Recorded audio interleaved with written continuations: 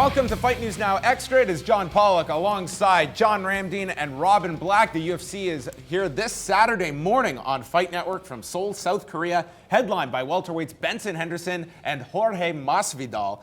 A very interesting fight for a lot of reasons. Jorge Masvidal, someone we got to chat with earlier this week, he is just ready to fight on Saturday. He didn't care if it was going to be Dong Hyun Kim, if it's going to be Benson Henderson, if it's going to be the entire army. He is ready to go on Saturday, and I think that this fight, for a lot of reasons, 5 rounds, for a lot of guys, you might look at it, man, this guy's preparing for 3, he's going to go 5, but I would say cardio-wise, you have to favor a Jorge Masvidal versus Thiago Alves, which I think at a 5-round scenario, that greatly favors Benson Henderson. I don't know as much in this case. We could get a better fight out of this. Quite possibly. I mean, the one thing about Masvidal is this guy is a scrapper. You look back in his days, fighting in backyards for 0 money. So it's not as if he got into the game for some type of acclaim. He just was out to prove that he was the tougher guy, and that's what we've seen throughout his career. This guy takes a ridiculous amount of punishment. I think in 30-some-odd fights, he's only been finished 3 times. You know what he's made of. And look at the level of guys and that have beaten him. Yeah. He is a high watermark when it comes to first at the lightweight division and now fighting at 170, where I think you're getting a much healthier Jorge Masvidal and eliminating a lot of that last-minute weight cutting. Yeah, I love this fight. I think this is a great weight division for both of these guys. You saw Ben Henderson when he made his welterweight debut, how good he looked. And I have a feeling, you just raise the competition level, and Ben Henderson is going to rise to that level as well. Hey, man, Jorge Masvidal, one of my absolute favorites, and he should be one of your favorites, too. The way this guy fights, he's smooth and he's fluid, but as he puts it, he's like, I get in their face, bro. When Pollock and I talked to him the other day, he didn't care about nothing except for fighting. He's like, bro, I don't really like to go on Twitter and tell people what I eat, bro. I just like to get in there and fight, get in the guy's face. He should be one of your favorite fighters. The way he expresses himself, beautiful martial arts technique, the in-your-face style that everybody loves, and he's a cool guy, bro. He doesn't give a he just wants to fight. What's interesting, you guys brought up a point about him training at American Top Team and how because it's one of the destinations of MMA, if you want to succeed, but it's very, very, very busy. You can't get a whole lot of match space. Is that a good thing, or is that a bad thing? It's something that always comes up with a lot of fighters you talk about at ATT, because I don't think you always hear this fighter with ATT. It's like, imagine all of these different bodies that are affiliated there under one roof, and it's got to be difficult when you're talking about so many guys that not just go to ATT, but you don't really hear of too many people that ever leave ATT. And not just that, there's also the fighters that are getting ready for the UFC, and all the other fighters they're getting ready for the fights in the smaller organizations as well. So it would just they did a whole Ultimate Fighter and and just filled them with ATT and Black Zillions fighters. It's just so good if you're like a young fighter, or is it? You know what I mean? It's like, hey, man, you're going to do 5 5s today. We got you Dustin Poirier right over here. Like, oh, man, okay, let's go take Dustin Poirier. Cool, you got a minute. Oh, sorry, it's only 40 seconds left. You got to get over there. Now you got Jorge Masvidal. You're going to sink or you're going to swim. Then you got Gleison Tibau, and you got Will Brooks. And Tyron Woodley wants a round. And Mike Brown's pushing you. Yeah, exactly. Oh, Robbie Lawler just pulled up. Exactly.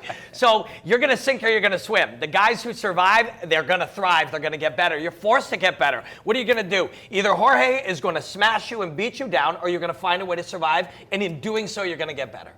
I think that you look further down this card. I mean, they've had a lot of different changes. Dong Hyun Kim now going to be fighting Dominic Waters. I think that this is a fight where a guy like Dominic Waters, he has a golden ticket here to just enter and make a splash. And Dong Hyun Kim is someone that we've seen the best of him at 170 pounds, where he's just looked incredible. And also just some of those losses, he's been fighting a lot of tough guys, and I think on Saturday this is one of those positions where you have everything to lose, very little to gain over someone not the notoriety that a Dominic Waters has, but very important fight for Dong Hyun Kim in that a loss does send him way down that very deep 170-pound weight class. Sure, I mean, this is kind of a showcase fight for Dong Hyun Kim, but you look at Waters, I think his only loss... I don't believe in showcase fights anymore. Well, I understand what you're saying, but Dominic Waters, I think his only loss, it was his debut in the UFC, and I think it was to George Sullivan. George Sullivan's pretty legit. So, yes, this is an opportunity for Waters to shine and to take it to Dong Hyun Kim, but Dong Hyun Kim, because in his backyard,